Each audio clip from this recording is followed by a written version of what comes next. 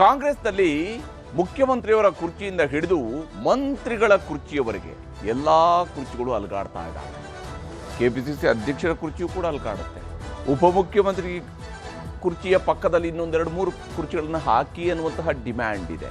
ಇದರ ಮಧ್ಯೆ ಈ ಇಷ್ಟೆಲ್ಲ ಕುರ್ಚಿಗಳು ಅಲುಗಾಡ್ತಾ ಇರುವಾಗ ಒಂದಿಷ್ಟು ಕುರ್ಚಿಗಳಲ್ಲಿ ನಾವು ಕೂತ್ಕೊಳ್ಳೋಣ ಅಂತೇಳಿ ಹೊರಟು ಸಜ್ಜಾಗಿ ನಿಂತಿರುವಂತಹವರ ಪಟ್ಟಿಯೂ ಕೂಡ ಬೆಳೀತಾ ಇದೆ. ಇದುವೇ ಇವತ್ತಿನ ಪಂಚಾಯಿತಿಯ ಮೊದಲ ಸುದ್ದಿ. ನಿಮಗೆ ಕುರ್ಚಿ ಇಲ್ಲ. ಇದು ಕ್ಲಿಯರ್ ಆಗಿ ಸಿಎಂ ಸಿದ್ದರಾಮಯ್ಯನವರು ಕೊಟ್ಟಿರ್ತಕ್ಕಂಥ ಸಂದೇಶ. ಯಾರಿಗೆ? ಮೊದಲ ಬಾರಿ ಶಾಸಕರಾಗಿ ಶಾಸನ ಸಭೆಯನ್ನ ಪ್ರವೇಶಿಸಿರ್ತಕ್ಕಂತಹ ಕಾಂಗ್ರೆಸ್ನ ಶಾಸಕರಿಗೆ ಸಿದ್ದರಾಮಯ್ಯನವರು ಕೊಟ್ಟಿರುವ ಕ್ಲಿಯರ್ ಮೆಸೇಜ್: ನಿಮಗೆ ಕುರ್ಚಿ ಇಲ್ಲ, ನೀವು ಮಂತ್ರಿ ಆಗಕ್ಕೆ ಆಗೋದಿಲ್ಲ. ಯಾಕೆ? ಇದು ಹೈಕಮಾಂಡ್ ಮಟ್ಟದಲ್ಲಿ ತೆಗೆದುಕೊಂಡಿರುವಂತಹ ನಿರ್ಣಯ. ಹೈಕಮಾಂಡ್ ಮಟ್ಟದಲ್ಲಿ ಇಂಥದ್ದೇ ನಿರ್ಣಯ 2013ರಲ್ಲೂ ಕೂಡ ಕ್ಯಾಬಿನೆಟ್ ರಚನೆಯಾದಾಗ ತೆಗೆದುಕೊಳ್ಳಲಾಗಿತ್ತು. ನಂತರ ಸ್ಪೆಷಲ್ ಕೋಟಾದಲ್ಲಿ ಇಬ್ಬರು ಮಂತ್ರಿಗಳಾಗಿರುವಂಥದ್ದು ಇತಿಹಾಸ.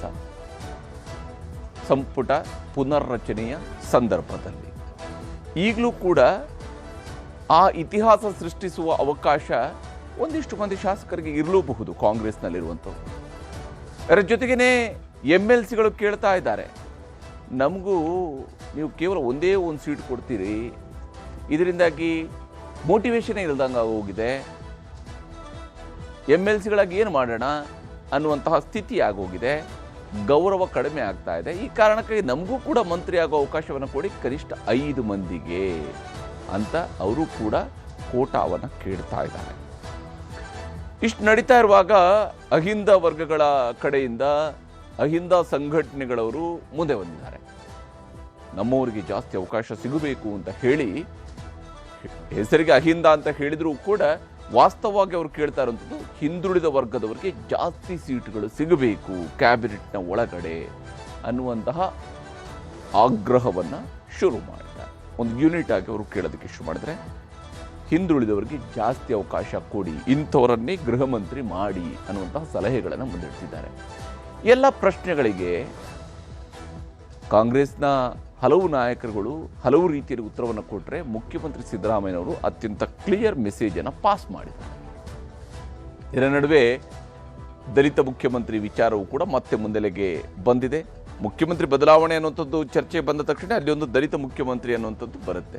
ಈ ದಲಿತ ಮುಖ್ಯಮಂತ್ರಿ ಅನ್ನುವಂತಹ ಚರ್ಚೆ ಬರ್ತಾ ಇರುವಂಥದ್ದೇನೆ ಕೇವಲ ಈ ಮುಖ್ಯಮಂತ್ರಿ ಕುರ್ಚಿ ವಿಚಾರದಲ್ಲಿ ನಡೀತಾ ಇರುವಂತಹ ಜಗಳವನ್ನು, ಗೊಂದಲವನ್ನು ಬಗೆಹರಿಸೋದಕ್ಕೆ ಅಷ್ಟೇ ಇರುವಂತಹ ಚೆಕ್ಮೇಟ್ ರೀತಿಯಲ್ಲಿ ಮಾತ್ರ ಬಳಕೆ ಮಾಡ್ತಿರುವಂತಹ ಒಂದು ದಾಳವಾಗಿ ಪರಿವರ್ತನೆ ಆಗ್ತಾ ಇದೆಯಾ ಅನ್ನುವಂತಹ ಪ್ರಶ್ನೆ ಇದ್ದೇ ಇದೆ. ಅದರ ಬಗ್ಗಿನ ವಿವರವಾದಂತಹ ವರದಿಯನ್ನು ತೋರಿಸ್ತೀನಿ ಇವತ್ತಿನ ಪಂಚಾಯಿತಿಯ ಮೊದಲ ಸುದ್ದಿಯಲ್ಲಿ. ಇನ್ನು ಇವತ್ತಿನ ಪಂಚಾಯಿತಿಯ ಎರಡನೇ ಸುದ್ದಿ, ಉರ್ದು ಬೇಕಿತ್ತ? ಆರೋಗ್ಯ ಇಲಾಖೆಯ ಕಾರ್ಯಕ್ರಮಕ್ಕೆ 4 ಭಾಷೆಗಳಲ್ಲಿ ಆಹ್ವಾನ ಪತ್ರಿಕೆಯನ್ನು ಪ್ರಿಂಟ್ ಮಾಡಿಸಿದ್ದಾರೆ. ಮೇಲ್ನೋಟಕ್ಕೆ ಇದು ಮುಸಲ್ಮಾನರ ಓಲೈಕೆಗಾಗಿ ಉರ್ದುವಿನಲ್ಲೂ ಪ್ರಿಂಟ್ ಮಾಡಿದ್ದಾರೆ ಅಂತೇಳಿ ಹೇಳಬಹುದು. ಸಾಮಾನ್ಯವಾಗಿ ತ್ರಿಭಾಷಾ ಸೂತ್ರ ಅಂತ ಇದೆ. ತ್ರಿಭಾಷಾ ಸೂತ್ರದ ಕಾರಣಕ್ಕಾಗಿ 3 ಭಾಷೆಗಳು. ಕರ್ನಾಟಕ ಸರ್ಕಾರ, ಕರ್ನಾಟಕ ರಾಜ್ಯದ ಮಾನ್ಯ ಮುಖ್ಯಮಂತ್ರಿಯವರು ಹೇಳುವಂತಹ ಪ್ರಕಾರ ದ್ವಿಭಾಷಾ ಸೂತ್ರದ ಕಡೆಗೆ ನಾವು ಹೋಗೋದು ಸೂಕ್ತ ಅನ್ನೋದರ ಬಗ್ಗೆ ಚರ್ಚೆಗಳನ್ನು ಅವರು ಹುಟ್ಟು ಹಾಕ್ತಾರೆ.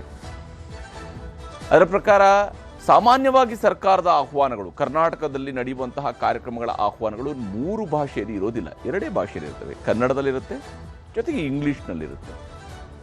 ಮೇಲಾಗಿ ಆಡಳಿತ ಭಾಷೆ ಅಂತೇಳಿ ಕನ್ನಡ ಕಡ್ಡಾಯ, ಆಡಳಿತ ಭಾಷೆಯಲ್ಲಿ ಕನ್ನಡ ಇರಬೇಕು, ಆಹ್ವಾನಗಳಲ್ಲಿ ನಿಮ್ಮ ಕಡತಗಳಲ್ಲಿ ಕನ್ನಡ ಇರಬೇಕು ಅಂತ ಹೇಳುವಂತಹ ಸರ್ಕಾರ ಆಹ್ವಾನ ಪತ್ರಿಕೆಯನ್ನು ಕನ್ನಡದಲ್ಲಿ ಮಾತ್ರನೇ ಪ್ರಿಂಟ್ ಮಾಡಿಸಿದ್ರೆ ಬೆನಿಫಿಷಿಯರೀಸು ನಾವು ಬರಲ್ಲ ಅಂತ ಹೇಳ್ತಾರೆ. ಕರ್ನಾಟಕದಲ್ಲಿ ಬೇರೆ ಭಾಷೆಯಲ್ಲೇ ಬೇಕು ಅಂತೇಳಿ ಆದರೂ ಪ್ರತಿಭಟನೆ ಮಾಡಿದ್ದಾರೆ. ವಾಸ್ತವವಾಗಿ ಇಲ್ಲಿ ಇಲಾಖೆಯ ದುಡ್ಡನ್ನು ಹೇಗೆ ಪೋಲು ಮಾಡಬಹುದು, ಹೇಗೆ ಹೆಚ್ಚು ವೆಚ್ಚ ಮಾಡಿ ಇದನ್ನು ಅಂದರೆ ಖರ್ಚನ್ನು ಹೆಚ್ಚು ಮಾಡೋದಕ್ಕೆ ಬೇಕಾಗಿ 4 ಭಾಷೆಗಳಲ್ಲಿ ಪ್ರಿಂಟ್ ಮಾಡಿಸಿರೋದೇ ಹೊರತು ಇವರಿಗೆ ಉರ್ದು ಭಾಷೆ ಮೇಲಿನ ಪ್ರೀತಿಗೋ ಅಥವಾ ಹಿಂದಿ ಭಾಷೆ ಮೇಲಿನ ಪ್ರೀತಿಗೋ ಮಾಡಿರುವಂಥ ಸಾಧ್ಯತೆ ಕಡಿಮೆ ಇದೆ. ಆದರೂ ಈಗ ಉರ್ದು ಭಾಷೆ ವಿಚಾರ ಮುಂದೆನೆಗೆ ಬರ್ತಾ ಇದ್ದಂಗೆ ಇದಕ್ಕೆ ವಿರೋಧವೂ ಕೂಡ ವ್ಯಕ್ತವಾಗೋದಕ್ಕೆ ಶುರುವಾಗುತ್ತೆ. ಅದರ ಬಗ್ಗೆ ಕೂಡ ವಿವರಿಸ್ತೀರಿ ಇವತ್ತಿನ ಪಂಚಾಯತಿ ಎರಡನೇ ಸುದ್ದಿಯಲ್ಲಿ. ಈಗ ಮೊದಲ ಸುದ್ದಿ ಕಡೆಗೆ ಹೋಗೋಣ. ಬಹಳ ಮುಖ್ಯವಾಗಿ ನಿಮಗೆ ಕುರ್ಚಿ ಇಲ್ಲ ಅನ್ನುವಂಥದ್ದನ್ನು ಸ್ಪಷ್ಟವಾಗಿ ಮುಖ್ಯಮಂತ್ರಿಗಳು ಹೇಳಿದ್ದಾರೆ. ಪಾಪ ನಮ್ಮ ಮೊದಲ ಬಾರಿ ಗೆದ್ದಂತಹ ಶಾಸಕರು ನಿನ್ನೆ ಮೊನ್ನೆಲ್ಲ ಹೇಳ್ತಾ ಇದ್ರು, ನಾವು ಏನೋ ಸರ್ಕಾರಕ್ಕೆ ಒಂದು ಹೊಸ ಶಕ್ತಿ ತುಂಬಿಸೋದಕ್ಕೆ 2028ರಲ್ಲಿ ಮತ್ತೆ ಸರ್ಕಾರವನ್ನು ಅಧಿಕಾರಕ್ಕೆ ತರೋದಕ್ಕೆ ಯಾರು ಸರಿಯಾಗಿ ನಮಗೆ ಸ್ಪಂದಿಸ್ತಾ ಇಲ್ವೋ ಅಂಥವರ ಬದಲಿಗೆ ನಮ್ಮಂಥವರಿಗೆ ಉತ್ಸಾಹಿಗಳಿಗೆ ಅವಕಾಶ ಮಾಡಿಕೊಡಬೇಕು ಅನ್ನುವಂಥದ್ದನ್ನೆಲ್ಲ ಕೇಳ್ತಾ ಇದ್ರು. ಆದರೆ ಮುಖ್ಯಮಂತ್ರಿ ಒಂದೇ ಮಾತಿನಲ್ಲಿ ಅವರ ಆಸೆಗೆ, ಅವರ ಕನಸಿಗೆ, ಅವರ ನಿರೀಕ್ಷೆಗೆ ಎಲ್ಲದಕ್ಕೂ ಕೂಡ ಒಂದೇ ಒಂದು ಸಾರಿ ತಣ್ಣೀರೆರಚಿ ಬಿಟ್ಟಿದ್ದಾರೆ. ವರದಿಯನ್ನು ತೋರಿಸ್ತಾರೆ. ಹೊಸದಾಗಿ ಗೆದ್ದಿದ್ದಾರೆ ಅನ್ನೋದನ್ನ ನೆಗ್ಲೆಕ್ಟ್ ಮಾಡ್ದೇನೆ 5 ಜನಕ್ಕೆ ಮಂತ್ರಿ ಕೊಡಲಿ. ಮೊದಲನೇ ಸಾರಿ ಶಾಸಕರಾದವರಿಗೆ ಮಂತ್ರಿ ಸ್ಥಾನ ಕೊಡಬಾರ್ದು ಅಂತಕ್ಕಂಥ ನಿಲುವನ್ನು ತಗೊಂಡಿದ್ದೀವಿ. ಕೇಳ್ತಾ ಇರ್ತಕ್ಕಂಥದ್ರಲ್ಲಿ ತಪ್ಪೇನಿಲ್ಲ. ಸಂಪುಟದಲ್ಲಿ ಬೇರೆಯವ್ರೊಂದು ಅವಕಾಶ ಮಾಡಿಕೊಡೋಕ್ಕೆ ಎಲ್ಲರದ್ದು ಒತ್ತಾಯ ಇದೆ, ಅದು ನನ್ನೂ ಒತ್ತಾಯ ಇದೆ. Whatever the high command says will go by it. First time ಎಂಎಲ್ಎಗಳಿಗೆ ಮಂತ್ರಿ ಭಾಗ್ಯ ಇಲ್ಲ. ನಿರ್ಣಯ ಆಗಿದೆ, ಕೇಳೋದ್ರಲ್ಲಿ ತಪ್ಪೇನೂ ಇಲ್ಲ. ಹೈಕಮಾಂಡ್ಗೆ ಪತ್ರ ಬರೆದು ಹಿರಿಯ ನಾಯಕರೆಲ್ಲ ಹಾಗೇ ಪತ್ರ ಬರೆದಿದ್ರಲ್ಲಿ ತಪ್ಪೇನೂ ಇಲ್ಲ ಅಂದಮೇಲೆ ಕಾಂಗ್ರೆಸ್ನ ಕಿರಿಯ ಶಾಸಕರು ನಾವು ಗೂಟದ ಕಾರಲ್ಲಿ ಓಡಾಡೋ ದಿನ ಹತ್ತಿರವಾಗ್ತಿದೆ ಎಂಬ ಕನಸು ಕಾಣುವುದಕ್ಕೆ ಶುರು ಮಾಡಿದ್ದಾರೆ. ಆದ್ರೆ ಅವರ ಕನಸಿನ ಲೋಕಕ್ಕೆ ತಣ್ಣೀರು ಎರಚಿದ್ದಾರೆ ಸಿಎಂ ಸಿದ್ದರಾಮಯ್ಯ. ಮಂತ್ರಿ ಸ್ಥಾನದ ಕನಸು ಕಂಡು ಹೈಕಮಾಂಡ್ಗೆ ಪತ್ರ ಬರೆದಿರುವ ಶಾಸಕರಿಗೆ ಸಿಎಂ ಸಿದ್ದರಾಮಯ್ಯ ದೊಡ್ಡ ಶಾಕ್ ಕೊಟ್ಟಿದ್ದಾರೆ. ಮೊದಲ ಬಾರಿ ಗೆದ್ದವರಿಗೆ ಸಚಿವ ಸ್ಥಾನ ಇಲ್ಲ ಅನ್ನೋದು ಹೈಕಮಾಂಡ್ ನಿರ್ಣಯ. ಹೀಗಿದ್ದರೂ ಕೇಳುತ್ತಿರುವುದರಲ್ಲಿ ಏನೂ ತಪ್ಪಿಲ್ಲ ಎಂದಿದ್ದಾರೆ ಸಿಎಂ ಸಿದ್ದರಾಮಯ್ಯ. ಉಡುಪಿಯಲ್ಲಿ ಶಾಸಕರು ಎಂಎಲ್ಸಿಗಳು ಪತ್ರ ಬರೆದಿರುವ ಬಗ್ಗೆ ಸ್ಪಷ್ಟತೆ ಕೊಟ್ಟಿರುವ ಸಿಎಂ, ದೆಹಲಿಗೆ ಹೋಗಬೇಕಾದ್ರೂ ಕೇಳಿಕೊಳ್ಳಲಿ, ಹೈಕಮಾಂಡ್ ನಿರ್ಣಯಕ್ಕೆ ನಾನು ಬದ್ಧವಾಗಿರುತ್ತೇನೆ ಎಂದರು. Nothing wrong in that. ಈಗ ಮಂತ್ರಿಗಳಾಗಬೇಕು ಅನ್ನೋದ್ರಲ್ಲಿ ತಪ್ಪೇನಿಲ್ಲ. ಬಟ್ ನಾವು ಒಂದು ನಿರ್ಣಯ ತಗೊಂಡಿದ್ವಿ, ಮೊದಲನೇ ಸಾರಿ ಶಾಸಕರಾದವರಿಗೆ ಮಂತ್ರಿ ಸ್ಥಾನ ಕೊಡಬಾರ್ದು ಅಂತಕ್ಕಂಥ ನಿಲುವನ್ನು ತಗೊಂಡಿದ್ದೀವಿ. ಬಟ್ ಅವರು ಕೇಳ್ತಾ ಇರ್ತಕ್ಕಂಥದ್ರಲ್ಲಿ ತಪ್ಪೇನಿಲ್ಲ.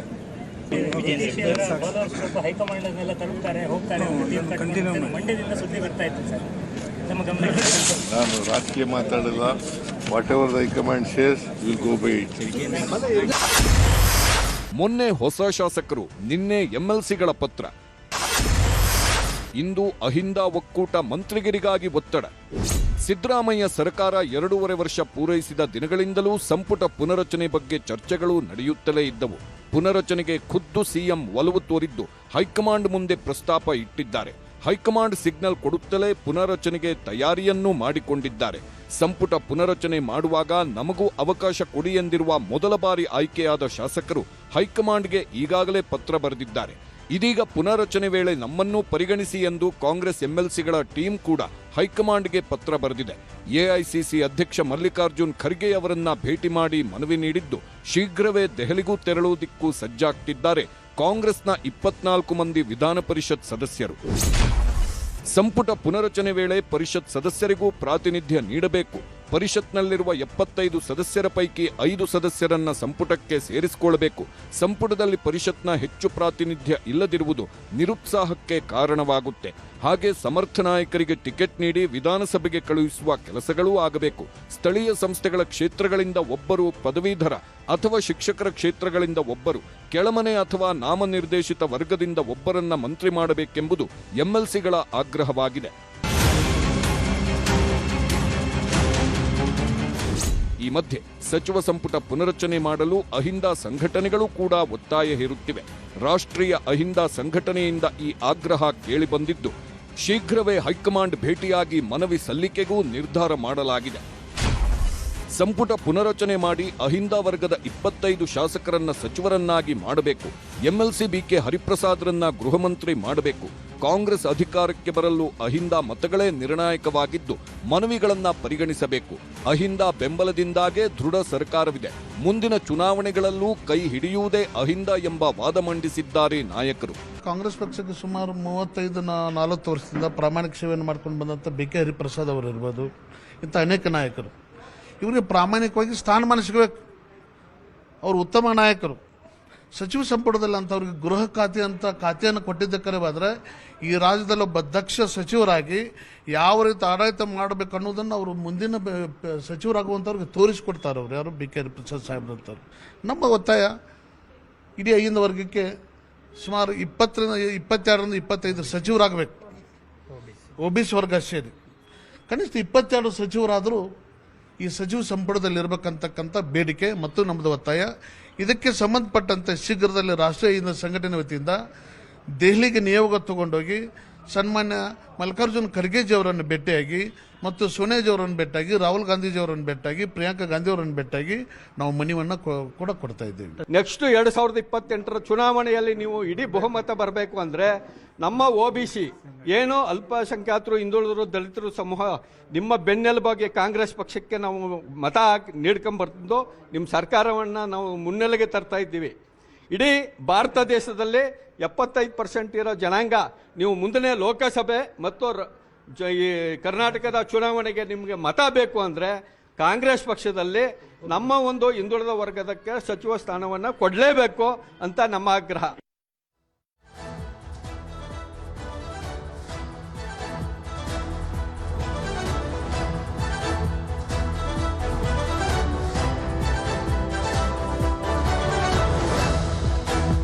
ಶಾಸಕರು, MLCಗಳು ಮಂತ್ರಿ ಪದವಿ ಕೇಳುತ್ತಿರೋದು ಕಾಂಗ್ರೆಸ್ ಪಕ್ಷದೊಳಗಿನ ಆಂತರಿಕ ಪ್ರಜಾಪ್ರಭುತ್ವ ವ್ಯವಸ್ಥೆಯನ್ನ ತೋರಿಸುತ್ತದೆ ಅನ್ನೋದು ಹಿರಿಯ ಸಚಿವರ ವಾದ.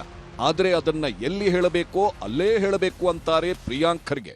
ಇಲ್ಲ ನೋಡಿ, ರೀಶಫಲ್ ಆಗ್ಬೋದು, ಆದರೆ ನಮಗೆ ಅವಕಾಶ ಕೊಡಿ ಅಂತ ಹೇಳಿದ್ದಾರೆ. ಅದ್ರಲ್ಲಿ ತಪ್ಪೇನಿದೆ? ಎಲ್ಲರದ್ದು ಆಕಾಂಕ್ಷೆಗಳು ಇರ್ತದೆ, ಆಸೆಗಳಿರ್ತದೆ. ಆದರೆ ಎಲ್ಲಿ ಹೇಳಬೇಕು ಅದು ಹೇಳಿದ್ರೆ ಅದಕ್ಕೆ ಬೆಲೆ ಇರುತ್ತೆ. ನೋಡಿ, ಬಹಿರಂಗವಾಗಿ ಮಾನ್ಯ ಮುಖ್ಯಮಂತ್ರಿಗಳು, ಉಪಮುಖ್ಯಮಂತ್ರಿಗಳು ಹೇಳಿದ್ದಾರೆ, ಸಂದರ್ಭ ಬಂದಾಗ ನಾವು ಮಾಡ್ತೀವಿ ಅಂತ. ಆಮೇಲೆ ಯಾವುದೇ ಸರ್ಕಾರ ಇರ್ಬೋದು, ಇದು ಸಾಮಾನ್ಯ ಪ್ರಕ್ರಿಯೆ ಅಲ್ವಾ. 2.5 ವರ್ಷ 3 ವರ್ಷ ಆದಮೇಲೆ ಹಿಂದೆ ಕೂಡ ಆಗಿದೆ, ಮುಂದೆ ಕೂಡ ಆಗ್ತವೆ, ಯಾವುದೇ ಸರ್ಕಾರ ಇರ್ಬೋದು. ನೋಡಿ, ಅವರಿಂದ ನಾವು ಏನು ಪಾಠ ಕಲಿಬೇಕಾಗಿಲ್ಲ ಈ ವಿಷಯದ ಬಗ್ಗೆ, ಆಯಿತಾ? ಅವರಿಂದ ಅವ್ರಿಗೆ ಯಾವ ನೈತಿಕತೆಯೂ ಇಲ್ಲ. ನಮಗೆ ವಿಷಯಗಳ ಬಗ್ಗೆ ಹೇಳುವಂಥದ್ದಕ್ಕೆ ಯಾವ ನೈತಿಕತೆ ಇಲ್ಲ.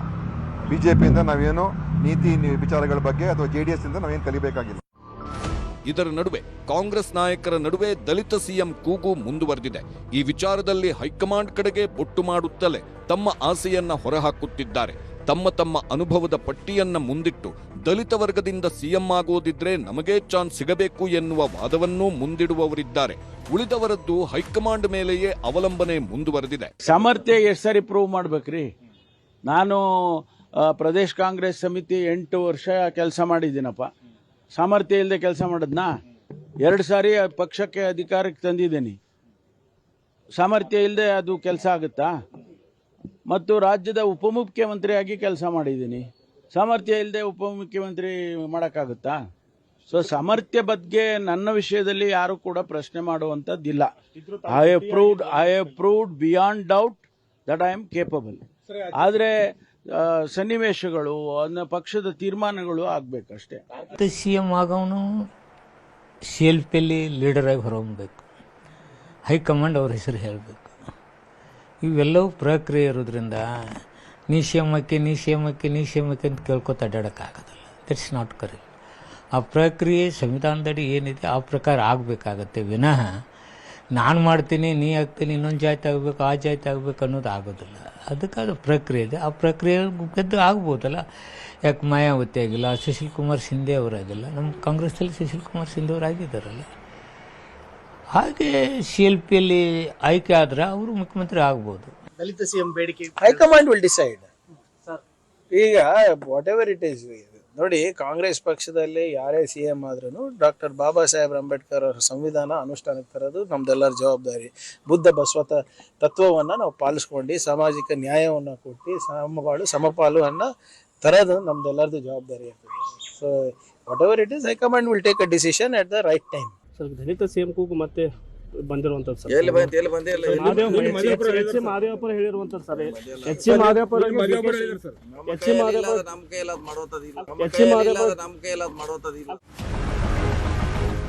ಹೀಗೆ ಕಾಂಗ್ರೆಸ್ನೊಳಗಿನ ದಲಿತ ಸಿಎಂ ಚರ್ಚೆಗೆ ಪ್ರತಿಪಕ್ಷಗಳ ನಾಯಕರು ಲೇವಡಿ ಮಾಡಿದ್ದಾರೆ. ಕಾಂಗ್ರೆಸ್ನ ದಲಿತ ನಾಯಕರು ಗಟ್ಟಿಯಾಗಿ ಸಿಎಂ ಸ್ಥಾನ ಕೇಳಬೇಕೆಂದು ಮೇಲ್ಮನೆಯ ಪ್ರತಿಪಕ್ಷ ನಾಯಕ ಛಲವಾದಿ ನಾರಾಯಣಸ್ವಾಮಿ ಟಿಪ್ಸ್ ಕೊಟ್ಟಿದ್ದಾರೆ. ಇನ್ನು ಇದೇ ಜಗಳದಿಂದಾಗೇ ಸರ್ಕಾರ ಬಿದ್ದು ಹೋಗುತ್ತೆ ನೋಡಿ ಅಂತಿದ್ದಾರೆ ಬಿಜೆಪಿಯ ಉಚ್ಚಾಟಿತ ಶಾಸಕ ಬಸನಗೌಡ ಪಾಟೀಲ್ ಯತ್ನಾಳ್. ನಾವು ಭಾಳ ಕೇಳ್ತೀವಿ, ಶುಗರ್ಲೆಸ್ಸು, ಬೋನ್ಲೆಸ್ಸು, ಸೀಡ್ಲೆಸ್ಸು ಇಂಥವು. ನಾವು ಇದನ್ನ ಏನಕ್ಕೋ ತಗೋಬಾರ್ದು. ನೀವೆಲ್ಲ ಬೋನ್ಲೆಸ್ ಅಂತಂದ್ರೆ ಚಿಕನ್ನು, ಸೀಡ್ಲೆಸ್ ಅಂದ್ರೆ ದ್ರಾಕ್ಷಿ, ಶುಗರ್ಲೆಸ್ ಅಂತಂದ್ರೆ ಕಾಫಿ ಟೀ. ಇಷ್ಟಕ್ಕೇನೆ ಸೀಮಿತಗೊಳಿಸ್ಬೇಕು, ಇನ್ನೇನೋ ಇದು ಮಾಡಬಾರ್ದು. ದಲಿತ ನಾಯಕರು ಕಾಂಗ್ರೆಸ್ಸಲ್ಲಿರೋರು ಪವರ್ಲೆಸ್, ತಾಕತ್ತೇ ಇಲ್ಲ ಕೇಳಕ್ಕೆ. ಯಾಕೆಂತಂದ್ರೆ ಆ ಇರೋ ಅಧಿಕಾರನು ಎಲ್ಲಿ ಕಿತ್ಕೊಂಡು ಆಚೆ ಓಡಿಸ್ಬಿಡ್ತಾರೋ ಅನ್ನೋ ಭಾವನೆ ಪಾಪ. ಅದರಿಂದಾಗಿ ಅವರು ಗಟ್ಟಿಯಾಗಿ ಕೇಳೋದು ಇಲ್ಲ, ಕಾಂಗ್ರೆಸ್ ಕೊಡೋದು ಇಲ್ಲ. ಕಣ್ಣಲ್ಲಿ ನೀರು ಹಾಕೊಂಡು ಪರಮೇಶ್ವರ್ ಅವರು ಈ ಜಾತಿಯಲ್ಲಿ ಹುಟ್ಟಿದ್ದಕ್ಕೆ ನನಗೆ ಈ ಪರಿಸ್ಥಿತಿ ಬಂತು, ನನ್ನ ಕಾನ್ಸ್ಟಿಟ್ಯೂನ್ಸಿಯಲ್ಲಿ ಸೋಲಿಸ್ಬಿಟ್ರು, ನನ್ನ ಮುಖ್ಯಮಂತ್ರಿ ಆಗೋದನ್ನು ತಪ್ಪಿಸ್ಬಿಟ್ರು ಅಂತ ಕೇಳಿದ ಮೇಲೆ DCM ಆದ್ರೂ ಕೊಡ್ರಿ ಅಂತ ಕೊಟ್ರ, ಕಣ್ಣಲ್ಲಿ ನೀರು ಹಾಕೊಂಡ್ರು ಕೊಡ್ಲಿಲ್ಲ. ಆ ಕಾಂಗ್ರೆಸ್ನಾಗಂತೂ ದಲಿತ CM ಆಗೋದು ಸಾಧ್ಯನೇ ಇಲ್ಲ. ಮಾಡೋದಿದ್ರೆ ಮಲ್ಲಿಕಾರ್ಜುನ ಖರ್ಗೆ ಅವ್ರನ್ನೇ ಮೊದಲೇ ಮಾಡ್ತಿದ್ರು. ಖರ್ಗೆ ಅವ್ರ ಸೀನಿಯಾರಿಟಿ ಇತ್ತು, ಅವರು ಸಾಕಷ್ಟು ಸಲ 10-11 ಸಲ ವಿಧಾನಸಭಾ ಸದಸ್ಯರಾಗಿದ್ದರು. ಅವ್ರನ್ನ KPCC ಅಧ್ಯಕ್ಷ ಮಾಡಿದ್ರು. KPCC ಅಧ್ಯಕ್ಷರು ಮಾಡಿದಾಗನೇ ಮುಖ್ಯಮಂತ್ರಿ ಮಾಡಿದರೆ ಆಗ SM ಕೃಷ್ಣ ಅವ್ರು ಮಾಡಿದರು. ಅಂದರೆ ಖರ್ಗೆ ಅವ್ರಿಗೇ ಮೋಸ ಮಾಡೋದಂಥ ಪಾರ್ಟಿ. ಇನ್ನು ದಲಿತರು ಎಲ್ಲಿ ಆಗ್ತಾರೆ? ಇವರೇ ಇಬ್ಬರು ಜಗಳ ಆಡಕತ್ತಾರ. ಸಿದ್ದರಾಮಯ್ಯ ಅವ್ರು ಬಿಡೋದಿಲ್ಲ, DK ಶಿವಕುಮಾರ್ ಕೇಳೋದಿಲ್ಲ. ಅಲ್ಟಿಮೇಟ್ ಏನು ರಿಸಲ್ಟು? ಇವರಿಬ್ಬರದೇ ನ್ಯಾಯ ಮುಗಿಯಾಲಾಗೈತೆ. ಮೂರನೇ ನ್ಯಾಯ ಎಲ್ಲಿ ಬರ್ತದೆ? ಎಲ್ಲಿ ಬರ್ತದೆ? ಅದು ಬರೋದೇ ಇಲ್ಲ, ಪ್ರಶ್ನೆನೇ ಬರೋದಿಲ್ಲ. ಪಾಪ ನಮ್ಮ ಪರಮೇಶ್ವರ್ ಅವ್ರು ಕೂತಾರ, ಇವರಿಬ್ಬರು ಜಗಳದಾಗ ಏನಾರು ಆಗ್ತಾ ಇರ್ತಾಳೆ. ಇವರಿಬ್ಬರು ಆಗೋದಿಲ್ಲ. ಸರ್ಕಾರದ ಪತನ ಆಗುವಂಥ ಚಾನ್ಸಸ್ ಭಾಳ ಅದ. ಸಿದ್ದರಾಮಯ್ಯನವರೇನೋ ಮೊದಲ ಬಾರಿ ಆಯ್ಕೆಯಾದ ಶಾಸಕರಿಗೆ ಮಂತ್ರಿ ಸ್ಥಾನ ಇಲ್ಲ ಅಂದು ಬಿಟ್ಟಿದ್ದಾರೆ. ಆದರೆ ದೆಹಲಿಗೆ ಹೋಗ್ತೀವಿ ಅಂತಿರೋ ಶಾಸಕರನ್ನ ತಡೆಯೋದಿಕ್ಕೆ ಸಾಧ್ಯವೇ? ಹೈಕಮಾಂಡ್ ಕೂಡ ಹೊಸ ಶಾಸಕರ ಒತ್ತಡವನ್ನ ಸೀರಿಯಸ್ ಆಗಿ ತೆಗೆದುಕೊಂಡ್ರೆ ಸಂಪುಟದಲ್ಲಿ ಬದಲಾವಣೆ ಗಾಳಿ ಬೀಸುತ್ತಾ ಎಂಬುದನ್ನ ನೋಡಬೇಕಿದೆ. Bureau report, news 18. ಸರ್ಕಾರದಲ್ಲಿ ಈ ದುಂದು ವೆಚ್ಚಕ್ಕೆ ಹೀಗೆಲ್ಲ ಅವಕಾಶಗಳು ಸಿಗ್ತವೆ ಅನ್ನೋದಕ್ಕೆ ಬೆಸ್ಟ್ ಎಕ್ಸಾಂಪಲ್ ಅಂತ ಹೇಳಿದ್ರೆ ಈ ಕೆಲಸ. ಇದು ಮುಸಲ್ಮಾನರ ಓಲೈಕೆ ಅನ್ನುವಂಥದ್ದು ಒಂದು ಭಾಗದ ರೀತಿಯಲ್ಲಿ ಗೋಚರಿಸಿದ್ರೆ, ಉರ್ದು ಆಹ್ವಾನ ಪತ್ರಿಕೆಯನ್ನ ಯಾರು ಇವರ ಹತ್ರ ಬೆನಿಫಿಷರೀಸ್ ಕೇಳ್ಕೊಂಡು ಕೂತಿದ್ದಾರೆ, ನೀವು ಉರ್ದುವಲ್ಲಿ ನಮಗೆ ಆಹ್ವಾನ ಪತ್ರಿಕೆ ಕೊಡಿ, ಹಿಂದಿಯಲ್ಲಿ ಕೊಡಿ, ಇಂಗ್ಲೀಷಲ್ಲಿ ಕೊಡಿ ಅಂತೇಳಿ ಸರ್ಕಾರ ತನ್ನ ದುಂದು ವೆಚ್ಚ ಮಾಡೋದಕ್ಕೆ ಬೇಕಾಗಿ ಕನ್ನಡ ಭಾಷೆಯಲ್ಲಿ ಮಾತ್ರನೇ ಆಹ್ವಾನ ಪತ್ರಿಕೆಯನ್ನು ಪ್ರಿಂಟ್ ಮಾಡಿದರೆ ಸಾಕಾಗುತ್ತೆ. ಆದರೆ ಇದು ಬೇರೆ ಬೇರೆ ಭಾಷೆಗಳಲ್ಲಿ ಪ್ರಿಂಟ್ ಮಾಡಿಸುವಂತಹ ಕೆಲಸವನ್ನು ಮಾಡಿದ್ದಾರೆ. ಉರ್ದು ವಿಚಾರದಲ್ಲಿ ಈಗ ವಿವಾದಕ್ಕೆ ಗುರಿಯಾಗಿದೆ ಆರೋಗ್ಯ ಇಲಾಖೆ ಕಾರ್ಯಕ್ರಮದ ಆಹ್ವಾನ ಪತ್ರಿಕೆ. ಕಾರ್ಯಕ್ರಮ ಇದ್ದಂಥದ್ದು ಹಿಮೋಫಿಲಿಯಾ ರೋಗಿಗಳ ರೋಗ ನಿರೋಧಕ ಚಿಕಿತ್ಸೆ ಮತ್ತು ಉಚಿತ ಆಂಬ್ಯುಲೆನ್ಸ್ ಸೇವೆಗೆ ಚಾಲನೆ ನೀಡುವಂತಹ ಕಾರ್ಯಕ್ರಮ, ಒಂದು ಸರ್ಕಾರಿ ಕಾರ್ಯಕ್ರಮ. Department of health and family ವೆಲ್ಫೇರ್ನಿಂದ ನಡೀತಾ ಇರುವಂಥದ್ದು, ಆರೋಗ್ಯ ಮತ್ತು ಕುಟುಂಬ ಕಲ್ಯಾಣ ಇಲಾಖೆಯಿಂದ ನಡೆದಿರ್ತಕ್ಕಂಥ ಕಾರ್ಯಕ್ರಮಕ್ಕೆ ಇವರು ಉರ್ದುವಿನಲ್ಲಿ, ಹಿಂದಿಯಲ್ಲಿ, ಇಂಗ್ಲೀಷ್ನಲ್ಲಿ ಪ್ರಿಂಟ್ ಮಾಡ್ಕೊಂಡು ಕೂತಿದ್ದಾರೆ. ಕಾರ್ಯಕ್ರಮದ ಆಹ್ವಾನ ಪತ್ರಿಕೆ ಬೇರೆ ಬೇರೆ ಭಾಷೆಗಳಲ್ಲಿ ಇವರು ಪ್ರಕಟ ಮಾಡಿಸಿದ್ದಾರೆ.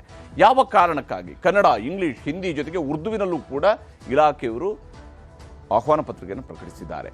ಉರ್ದು ಆಹ್ವಾನ ಪತ್ರಿಕೆ ಪ್ರಕಟಿಸಿದ್ದರ ವಿರುದ್ಧ ಈಗಾಗಲೇ ವ್ಯಾಪಕ ಟೀಕೆಯೂ ಕೂಡ ವ್ಯಕ್ತವಾಗ್ತಿದೆ. ದ್ವಿಭಾಷಾ ಸೂತ್ರ ಹೇಳ್ತಾರೆ, ಇಲ್ಲಿ 4 ಭಾಷೆಗಳಲ್ಲಿ ಪ್ರಿಂಟ್ ಮಾಡಿದ್ದಾರೆ. ಅದಲ್ಲದೆ ಅದಾದಮೇಲೆ ಅದನ್ನು ತಮ್ಮ ಇಷ್ಟ ಬಂದ ರೀತಿಯಲ್ಲಿ ಆರೋಗ್ಯ ಸಚಿವರು ಸಮರ್ಥಿಸ್ಕೊಳ್ತಾ ಇದ್ದಾರೆ. ಅಲ್ಪಸಂಖ್ಯಾತರ ಓಲೈಕೆ ಕಾರಣಕ್ಕೆ ಹೊಸ ಪದ್ಧತಿಗೆ ನಾಂದಿ ಅನ್ನುವಂತಹ ಟೀಕೆ ಒಂದು ಕಡೆಯಿಂದ ವ್ಯಕ್ತವಾಗ್ತಾ ಇದ್ದರೆ, ಇವರು ಅದನ್ನು ಸಮರ್ಥಿಸ್ಕೊಳ್ಳೋದರಲ್ಲಿ ನಿಂತಿದ್ದಾರೆ. ಇಲಾಖೆ ಆಹ್ವಾನ ಪತ್ರಿಕೆಯನ್ನು ಸಮರ್ಥಿಸ್ಕೊಂಡಿದ್ದಾರೆ ಸಚಿವ ದಿನೇಶ್ ಗುಂಡೂರಾವ್. ಯಾಕೆಂದರೆ ಇದು ದುಡ್ಡು ಖರ್ಚು ಮಾಡುವಂತಹ ಕಾರ್ಯಕ್ರಮಗಳಲ್ವ, ಅದಕ್ಕಾಗಿ ಉರ್ದು ಭಾಷೆಯಲ್ಲಿ ಆಹ್ವಾನ ಪತ್ರಿಕೆಯನ್ನು ಮುದ್ರಿಸಿದರೆ ತಪ್ಪು ಏನೂ ಅಲ್ಲ. ಯಾವ ಕಾರಣಕ್ಕಾಗಿ ಬೇಕಿತ್ತು ಅನ್ನೋದು ನೀವು ಮೊದಲು ಹೇಳಬೇಕು. ಯಾವ ಕಾರಣಕ್ಕಾಗಿ ಬೇಕಿತ್ತು? ಕನ್ನಡ, ಇಂಗ್ಲೀಷ್, ಹಿಂದಿ ಅಂತೆಯೇ ಉರ್ದು ಕೂಡ ನಮ್ಮ ಭಾಷೆಯೇ ಅನ್ನುವಂಥದ್ದನ್ನು ಹೇಳ್ತಾ ಇದೆ. ಹೌದು, ಅದು ಕೂಡ ಭಾಷೆನೇ. ನಮ್ಮ ರಾಜ್ಯದಲ್ಲೂ ಕೂಡ ಉರ್ದು ಶಿಕ್ಷಣ ಸಂಸ್ಥೆಗಳಿದ್ದಾವೆ. ಜನರಿಗೆ ಇಲಾಖೆ ಯೋಜನೆಗಳ ಬಗ್ಗೆ ಮಾಹಿತಿ ನೀಡುವುದು ಮುಖ್ಯ. ಇಲಾಖೆ ಯೋಜನೆಗಳ ಮಾಹಿತಿಯನ್ನು ನೀಡುವಂಥದ್ದು ಮುಖ್ಯ. ಅದಕ್ಕೆ ಬೇಕಾಗಿ ಆಹ್ವಾನ ಪತ್ರಿಕೆನ ಉರ್ದುವಿನಲ್ಲಿ ಪ್ರಕಟ ಮಾಡ್ತಾರಾ? ಯಾವ ಭಾಷೆ ಅನ್ನೋದಕ್ಕಿಂತ ಜನರಿಗೆ ಮಾಹಿತಿ ಸಿಗ್ತಾ ಅನ್ನುವಂಥದ್ದು ಮುಖ್ಯ ಅನ್ನುವಂಥದ್ದನ್ನು ದಿನೇಶ್ ಗುಂಡೂರಾವ್ ಅವರು ಬಹಳ ವಿಶಾಲವಾದಂತಹ ಅರ್ಥದಲ್ಲಿ ಹೇಳುವಂಥ ಪ್ರಯತ್ನವನ್ನು ಮಾಡ್ತಾ ಇದ್ದಾರೆ. ಉರ್ದು ಓದುವವರು ಬೆಂಗಳೂರಲ್ಲೂ ಇದ್ದಾರೆ, ಕರ್ನಾಟಕದಲ್ಲೂ ಕೂಡ ಇದ್ದಾರೆ. ಜಾಹೀರಾತು ಕೊಟ್ಟಿರೋದ್ರಲ್ಲಿ ಯಾವುದೇ ಓಲೈಕೆ ಇಲ್ಲ ಅಂತ ಹೇಳಿ ಸಮರ್ಥನೆಯನ್ನು ಮಾಡ್ಕೊಂಡಿದ್ದಾರೆ. ಇಲ್ಲಿ ಸಚಿವರ ಸಮರ್ಥನೆಯನ್ನು ನೀವು ತೋರಿಸಿ. ಆಯ್ತು, ಉರ್ದು ಒಂದು ಭಾಷೆ ತಾನೆ. ಅಧಿಕೃತ ಭಾಷೆ ಕನ್ನಡ ಇದೆ ಸರ್, ಕನ್ನಡದಲ್ಲಾಗಿದೆ, ಉರ್ದುವಿನಲ್ಲಿ ಕನ್ನಡದಲ್ಲಾಗಿದೆ, ಹಿಂದಿಯಲ್ಲಾಗಿದೆ, ಇಂಗ್ಲೀಷಲ್ಲಾಗಿದೆ, ಉರ್ದುವಲ್ಲಾಗಿದೆ. ಹಿಂದಿ ನಮ್ಮ ಭಾಷೆ ತಾನೆ.